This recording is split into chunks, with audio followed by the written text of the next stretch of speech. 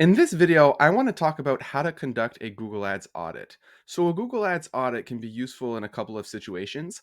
Typically, you'll conduct an audit when you're looking at an account for the first time.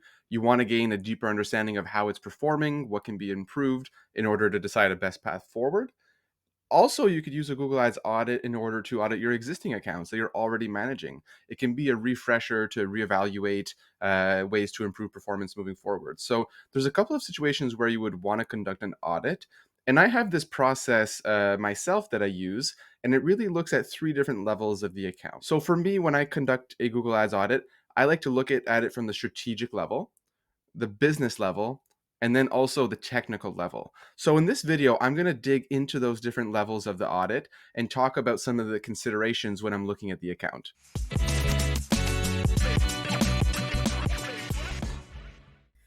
At the strategic and business level, I'm really looking at the account from a holistic point of view, taking a step back to look at it with a greater perspective, looking at the strategic goals and the business goals of the account.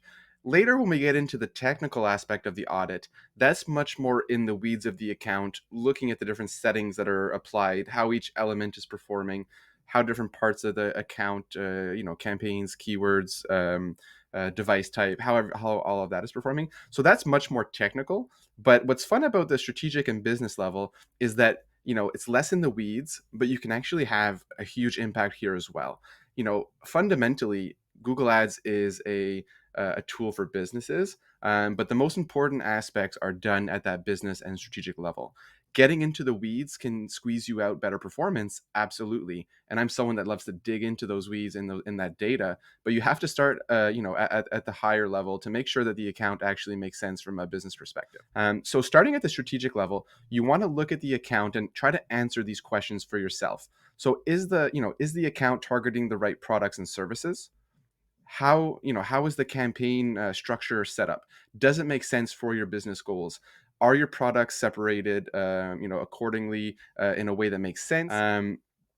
Sorry, I have a little distraction here. At the strategic level, you also want to look at, is the alignment of your ad groups good? So when you have an ad group, you're basically pairing your keyword with your ad and your landing page. That's really the function of an ad group, is to group those things together. So you want to make sure that the alignment there is good, that you have a good high intent keyword that then shows compelling ad copy to the user, that then shows a relevant landing page to the user. At this level, you want to focus more on the alignment, on the core objectives, and is the user flow correct? Does it make sense? Because if there's any misalignment, that's going to hurt your performance.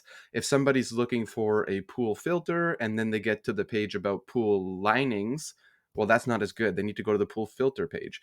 So that's the whole logic of making sure there's good alignment within your campaign structure.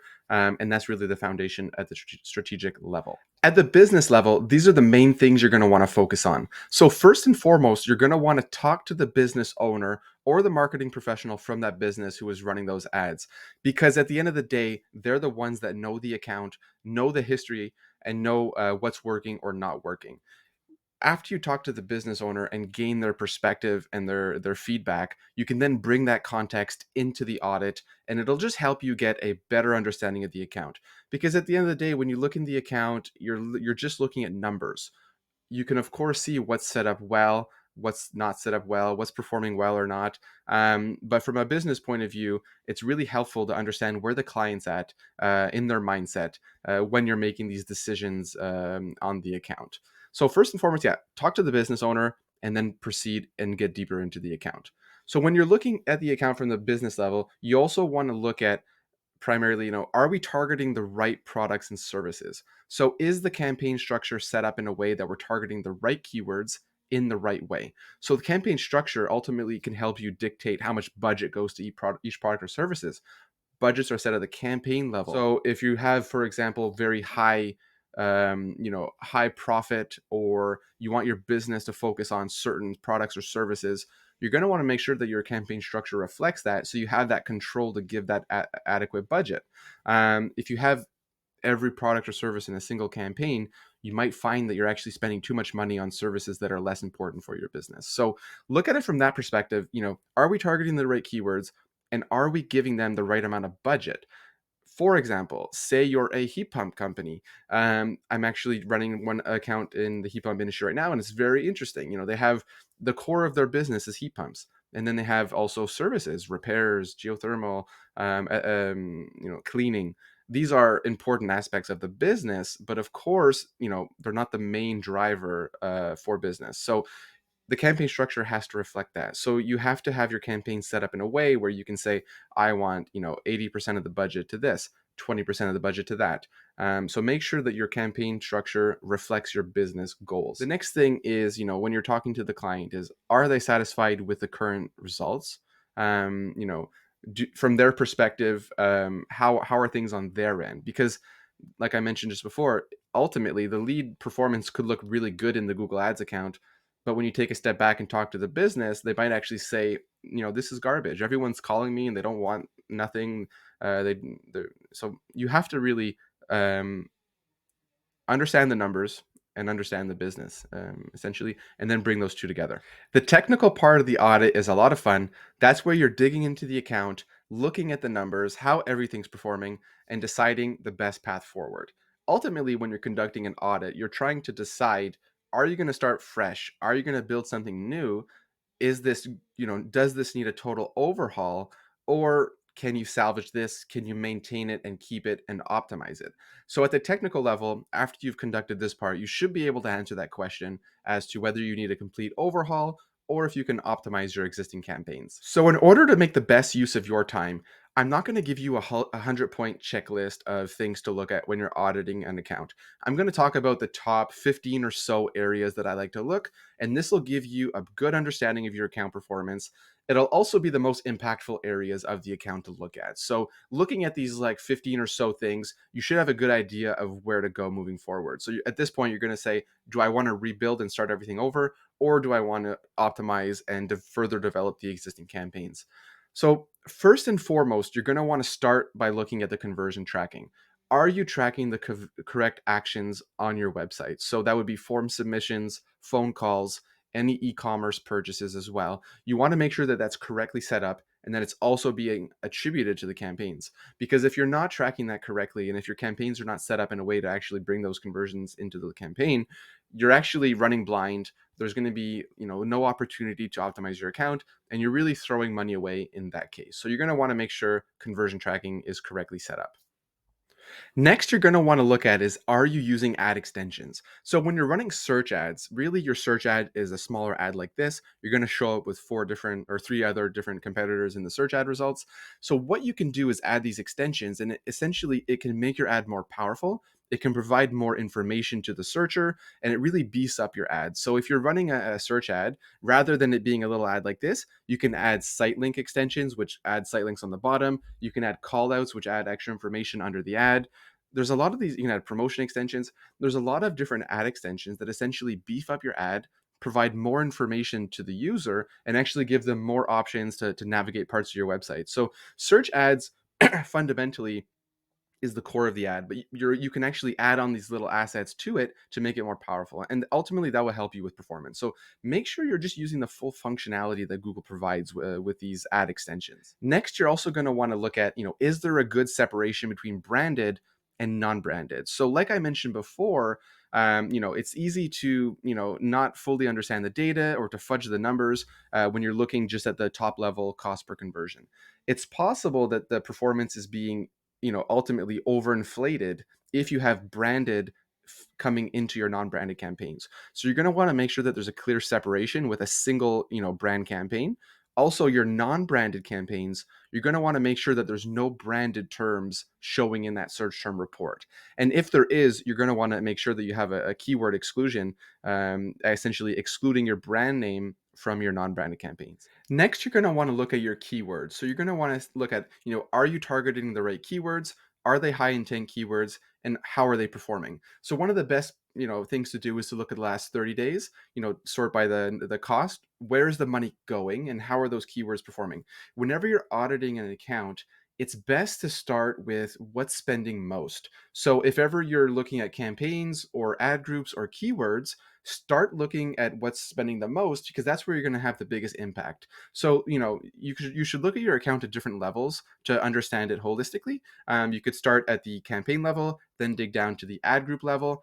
If an ad group is performing poorly, you could pause it, or you could dig deeper into that specific ad group, because it could be that there's just a single broad match keyword within that ad group that's performing poorly, but you have actually a strong exact match. So it just depends on how deep you want to get into it. But essentially, look at the different levels of the account, look at different time periods as well before you make a decision. So rather than pause an ad group directly, dig deeper, investigate those keywords. If a keyword's underperforming over the last 30 days, look at the last 60 and 90 days as well before making a decision. So overall, understand the different levels of the account, and that just because a keyword is bad, you could pause it, but there could be another thing going on there as well. Maybe the bid strategy was changed. For example, sometimes you'll have an account that's has a broad match keyword with a manual bidding campaign.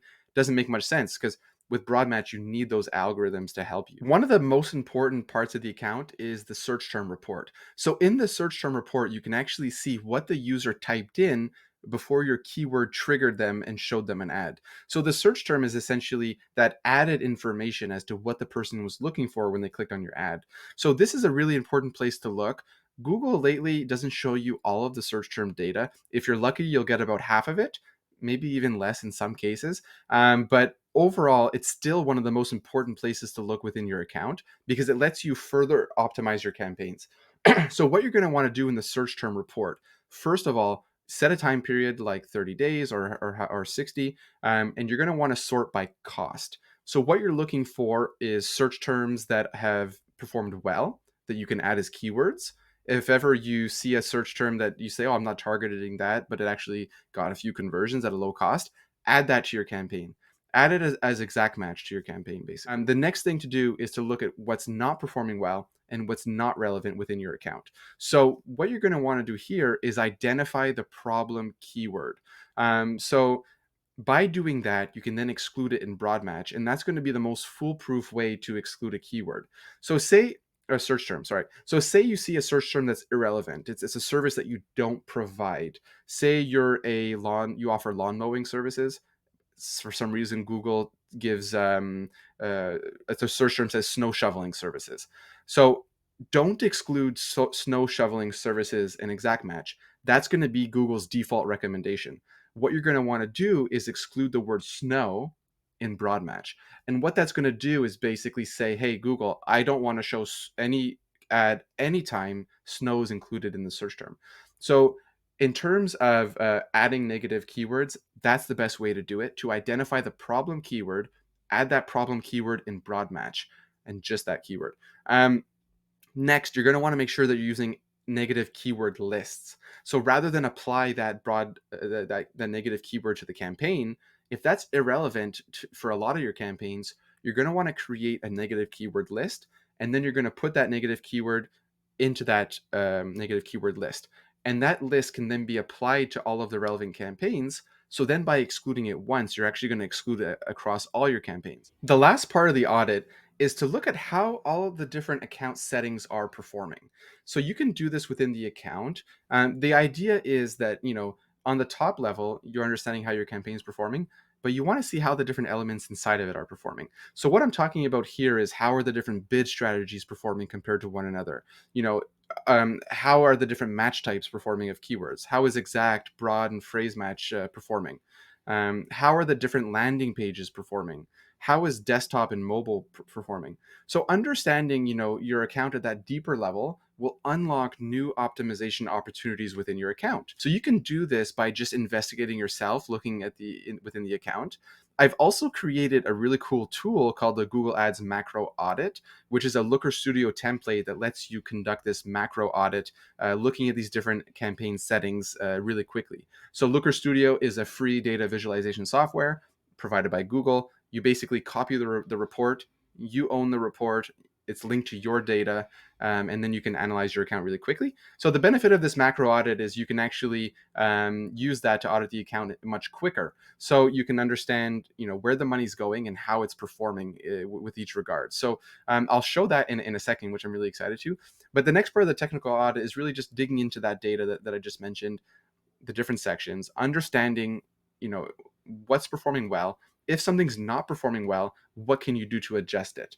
Essentially, finally, definitely audit your ad copy. Ad copy is, it's the first touch point, the first thing the user sees.